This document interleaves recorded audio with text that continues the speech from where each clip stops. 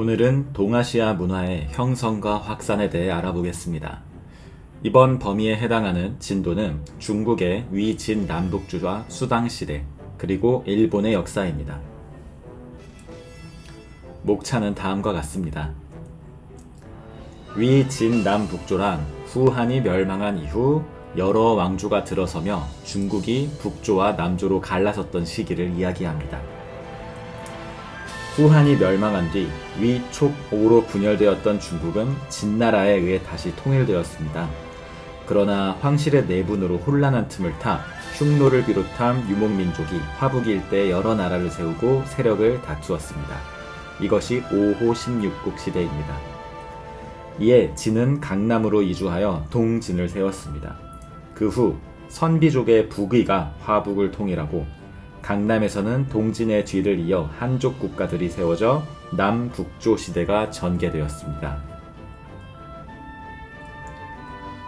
북위의 효 문제는 선비족의 복장과 언어를 금지하고 한족과의 결혼을 장려하는 등 적극적인 한화 정책을 펼쳤습니다. 효 문제의 눈에는 선비족의 오랑캐 문화보다 한족의 발전한 문화가 더 매력적으로 다가왔겠죠. 이에 따라 유목민족의 문화와 한족의 문화가 융합되었으니 이것이 호한융합입니다.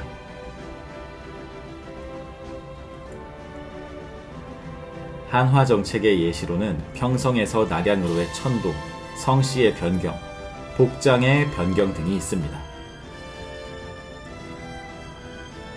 위진 남북조 시대의 사회와 문화입니다. 이 시대에는 추천으로 관리를 선발하는 구품 중정제가 실시되었습니다. 그 결과 유력 호족이 중앙 관직을 독점하게 되면서 문벌 귀족 사회가 형성되었습니다.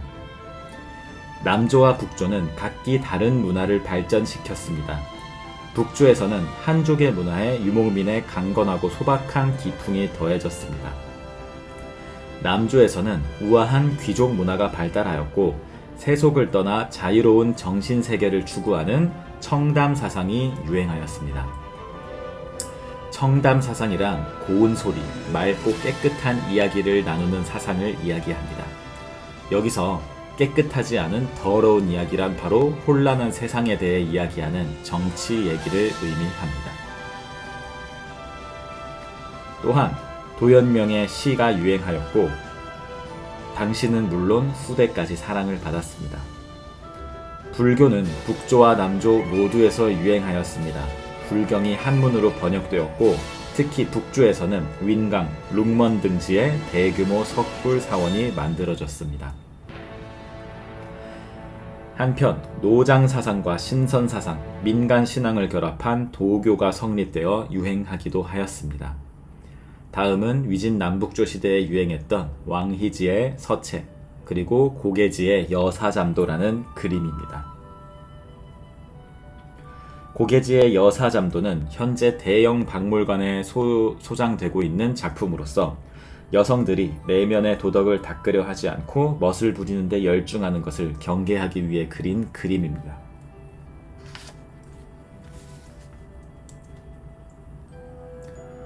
이어서 수나라에 대한 설명입니다.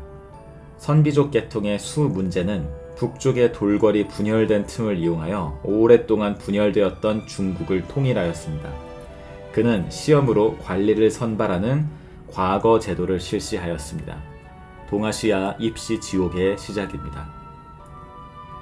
앞으로 3년 후 여러분은 수능을 보게 됩니다. 행운을 빕니다. 뒤를 이은 수양제는 대운하를 완성하여 강남의 풍부한 물자가 화북 지역으로 원활하게 이동할 수 있도록 하였습니다. 그러나 대규모 토목공사와 빈번한 대외 원정으로 백성들의 반발을 샀습니다. 특히 고구려 원정을 계기로 반란이 전국으로 확대되면서 수나라는 건국된 지 얼마 안 가 멸망하였습니다. 612년 고구려의 을지문덕이 살수대첩에서 크게 승리한 사건, 당시 수나라 장수 우중문을 상대로 압승을 거두게 됩니다.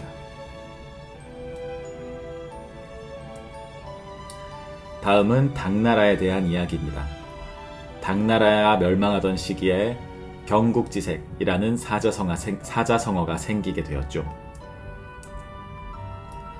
수나라 말기의 혼란 속에서 선비족 계통의 이연, 즉 당고조가 동돌궐의 지원을 받아 장안을 수도로 삼고 당을 건설하였습니다.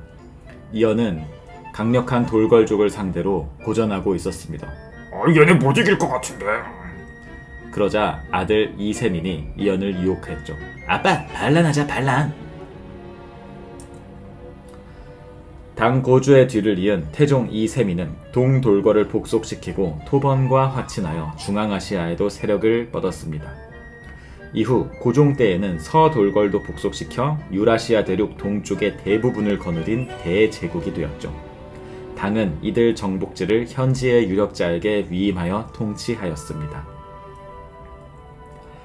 당은 8세기 중반에 일어난 안사의 난, 이후 국경을 수비하던 절도사들이 독립적인 세력으로 성장하면서 급격히 쇠퇴하였습니다. 여기에 환관과 관료들의 권력 다툼, 농민 반란인 황소의 난 등을 겪으면서 혼란이 가중되었고 결국 절도사 주전충에 의해 멸망하였습니다. 당시 당현종을 사로잡은 양옥환, 이후 양귀비가 되는 여인과 당현종의 러브 스토리는 굉장히 유명하죠. 영화로도 제작되었으니 관심 있는 학생들은 시험 끝나고 정주행 하시길 바랍니다. 당나라의 통치체제에 대한 설명입니다. 이 부분은 재미가 없습니다. 당은 율령에 기초하여 통치체제를 마련하였습니다. 중앙은 삼성 육부를 중심으로 행정조직을 갖추었고 지방은 주현제를 실시하였죠. 또한 정부는 농민에게 토지를 지급하고 조용조와 군역을 부과하였습니다. 이들 제도는 후대 왕조뿐만 아니라 동아시아의 여러 나라에 영향을 끼쳤습니다. 그러나 7세기 말 이후 균전제가 붕괴되고 장원이 증가함에 따라 몰락하는 농민이 늘어났습니다. 이에 따라 당의 통치체제는 제대로 운영되지 못하였죠. 이런 가운데 새로운 지배체제가 모색되어 8세기 중후반에 이르러 부병제는 군인을 모집하는 모병제로, 조용조는 양세법으로 전환되었습니다.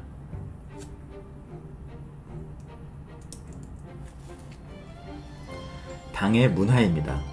당은 남북조 이래 발전한 문화를 집대성하고 귀족적이며 국제적인 문화를 발전시켰습니다. 당대에는 귀족적 성격을 지닌 시가 크게 유행하였는데 이백과 두보 등이 유명하였습니다. 그들의 시는 서예, 그림과 함께 중국뿐 아니라 한국을 비롯한 동아시아 지역에 널리 유행하였습니다. 또한 현장과 같은 여러 승려들이 인도를 순례하고 가져온 불교 경전을 활발하게 번역하면서 불교의 수준이 높아졌습니다. 현장법사는 유명한 소설 서유기의 모티브가 된 승려이기도 하죠. 와, 센즈 아시는구나. 도교도 당 황실의 보호 아래 성장하였으며 유학에서는 훈고학을 집대성한 오경정의가 편찬되어 과거 시험의 기본 교재가 되었습니다. 공무원 시험 합격은 에듀윌.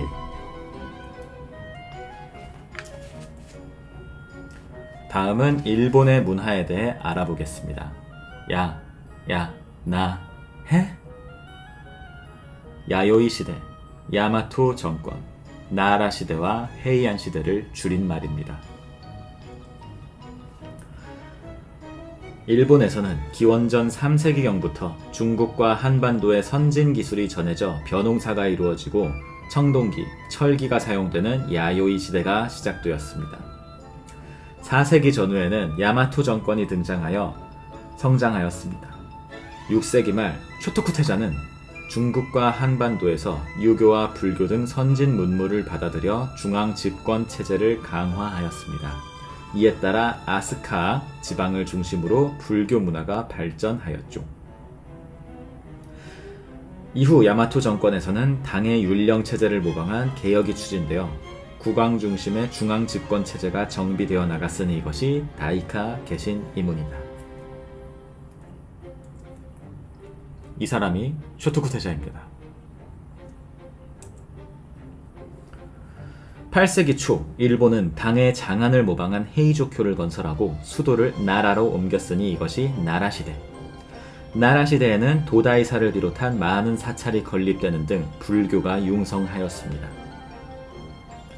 8세기 말 일본은 다시 수도를 헤이안, 오늘날의 교토로 옮겼으니 이것이 헤이안 시대입니다. 정부의 지방 통제가 제대로 이루어지지 못하자 지방 호족들은 장원을 지키기 위해 무사가 되어 세력을 키우기도 하였습니다. 9세기 말 견당사 파견이 중단되면서 중국과 외교 관계가 단절되었는데요. 이러한 가운데 대륙의 문화를 일본인의 기호와 감각에 맞게 소화하려는 국풍 문화가 귀족층을 중심으로 발달하였습니다.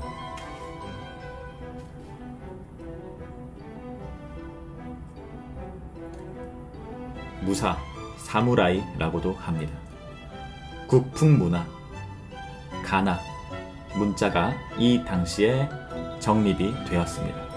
아이웨오, 카키쿠케코, 사시스세소, 나니누네노.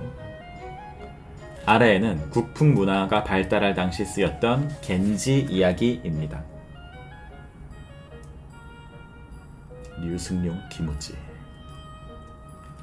다음 시간에는 이슬람 제국의 역사에 대해서 알아보도록 하겠습니다. 열공하세요.